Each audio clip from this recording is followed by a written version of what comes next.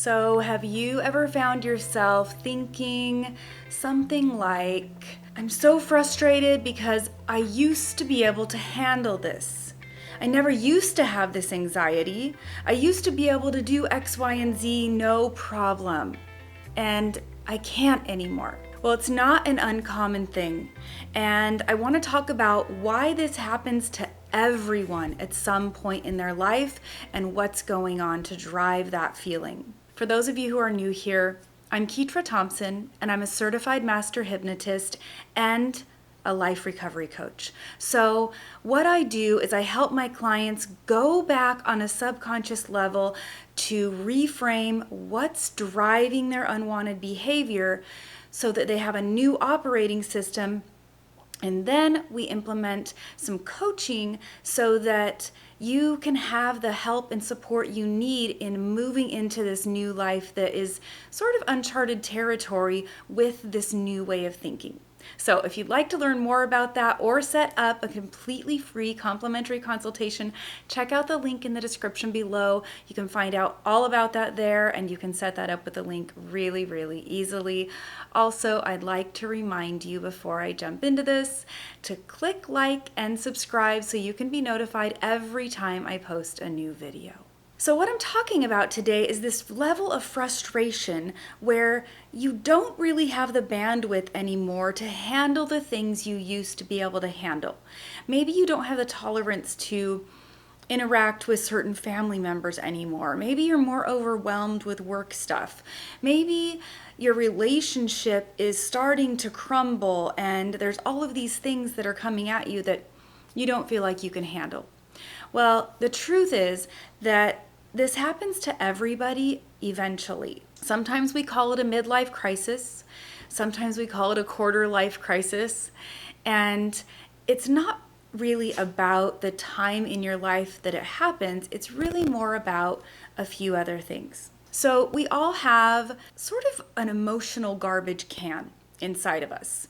And what we do is we shove things down into that so that we can just kind of get it out of the way and move forward. But the problem is, eventually it gets full. So you've probably had a garbage can before where you've been pressing down the garbage so you can make more room to just put a little bit more in there before you have to take it out. But with the emotional garbage can, that happens too. And at some point, there is no more room to press it down. There's no more room to sweep that stuff under the rug, to ignore it, to distract with busyness, to distract with our work, to distract with all kinds of other things. And so now we can't cope.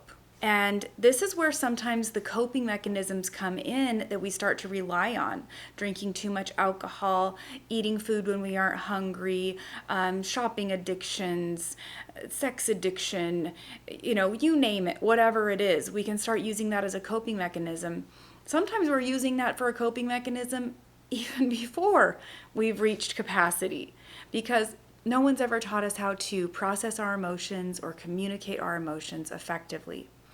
And so we either pick up a habit to help us cope, or we start getting really an intolerable amount of anxiety, depression, frustration, depending on the situation, kind of depends on the feelings we feel once that garbage can is full. Now, I always say that when someone is relying on a coping mechanism, let's say, for example, alcohol, we can't just take that coping mechanism away without actually addressing the unwanted feelings that we have been trying to numb out with that behavior. And so if we haven't given that person a way to address and reframe those feelings, and we just take away their coping mechanism, now they're going to really freak out. We have to give them a new way to process and deal with and handle their emotions. And so it's a really important step in any kind of recovery process. But I really see this a lot, even with people who don't have addictive behavior tendencies, who aren't drinking too much alcohol or doing some kind of too much behavior.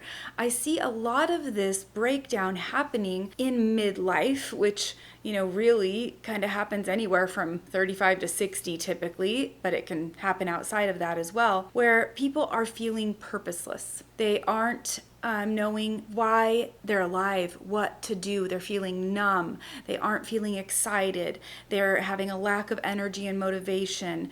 They are not enjoying their relationships anymore. And so that brings this awareness of, hey, I have to find something else to do. So I want to explain for a minute kind of why this happens at different times. We all experience some level of complex trauma. Now, complex trauma is something that's coming at you from the outside of you. It is the caregiver that was chronically neglectful or chronically dismissive or chronically critical or chronically judgmental or really left you to fend for yourself too much, caused you to have to grow up too quickly. All of these things. We're all raised by imperfect parents, and we are imperfect too. So we don't want to say, oh, well, everybody's imperfect, no big deal. Like, it's true that everyone's imperfect, but it is also true that their behavior deeply affects you and the way you create your subconscious thinking patterns. And so when we've been subjected to complex trauma, it mostly can come from a parent or a spouse, but it can also come from the workplace or some other person in your environment that is just really relentlessly sending these things your way. This is how we determine how fast the emotional garbage can gets filled up. It just depends on how much emotional trauma you've experienced. The more emotional trauma that you've gotten, the complex trauma, the faster the emotional garbage can fills up. The less complex trauma you have experienced, the longer it takes for the emotional garbage can to fill up. But it always fills up. And it always fills up because we aren't usually taught how to process our feelings, emotions, experiences. And so at some point, we've kind of had enough. And there may be the rare person out there that really never feels like their life is out of balance, or they never feel like they have a lack of purpose, or they never struggle in their relationships or their ability to push forward and succeed or their finances. But it's not common. And the reason it's not common is because we are all raised by imperfect people, and we aren't typically equipped with what we need to handle these situations. So that all brings me to the part where we address, what do you do about it? When you're feeling this way and you don't know how to stop feeling this way, what do you do? Well, first of all, the first step is awareness. It's knowing that you are no longer able to cope in the same way you used to, that you're struggling and that you need something to change in life. So awareness is always the first step. The second part is really tuning into what's going on inside of you. Your wants, your needs, your desires, your feelings, learning how to interpret those. Because the truth is that all of your feelings are always sending you really important information.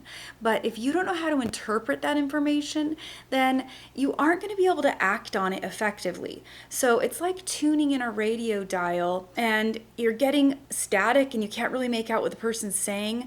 If you don't know what your feelings and emotions are telling you, that's kind of what happens instead of having that clear, crisp ability to be tuned in. So we have to tune into what's going on inside of us, and we have to be able to interpret it so that we can give ourselves what we need. So I always use this example, but it's a great one. Like all the gauges on the dashboard of your car, none of those are bad, and none of your feelings are bad, but they are giving you information. And if you don't know what they mean, then you don't know what to do for the car. So if the oil light comes on, but all you ever do is put gas in that car, you're going to burn up the engine. So we need to know what our feelings mean, what they're telling us. Our feelings and emotions are really important. So instead of numbing them out, shoving them down, and ignoring them, we need to pay attention to them because they are full of really good information.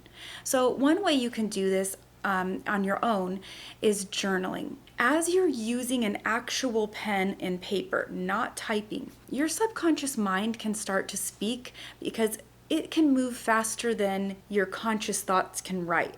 And so if you set a timer for 15 or 20 minutes and just journal out your thoughts, you'll see that they start flowing into something else.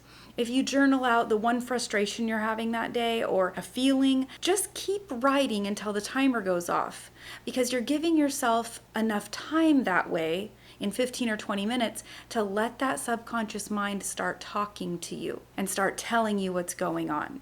So that's a really good way to see what's going on underneath. And then step 3, create an action plan. Create a plan to find the right kind of help, because we rarely heal alone. We really need the guidance from someone else to help walk us through some of this murky territory. And I really recommend that you, whatever modality you choose, you do find someone to help you in the healing process. And the other thing you can do in an action plan is you can just think of what's the next smallest step I can take toward moving in a direction that makes me feel good. Not throwing all caution to the wind and just doing some crazy outlandish thing, but that really makes me feel good. In the same way that when you eat 10 chocolate bars because you're like, that's gonna make me feel good, but is it really gonna make you feel good? Because 10 candy bars later, you're probably gonna feel sick. So the reality is you wanna look at your choices and go, is this going to make me feel good now and later? And then take that next smallest step. Don't try to take a huge step that pushes you out 20, 30 steps ahead. We don't need to know that far ahead. You just need to know the next smallest step. So having the awareness, journaling those feelings out, making a plan of action. And of course, hypnotherapy is a way that you can really reframe these things on a subconscious level in a rapid way. So instead of muddling through the muck for 5 or 10 years, sitting in therapy, regular talk therapy, just kind of rehashing things forever, which sometimes can actually be beneficial, especially initially, but actually making momentum in a direction that gives you a huge leap forward. That is what hypnotherapy does, because it's working on the subconscious level. And the subconscious mind is driving over 95% of everything you think, feel, and do. But you don't have access to it unless you're in hypnosis. So if you'd like to find out more, again, check out that link, set up that complimentary consultation call so I can help you get some clarity and we can see if we're a good fit to work together, because you only have one life and you deserve to live it well and to feel good while you're doing it. So until next time, curate a life by your own design.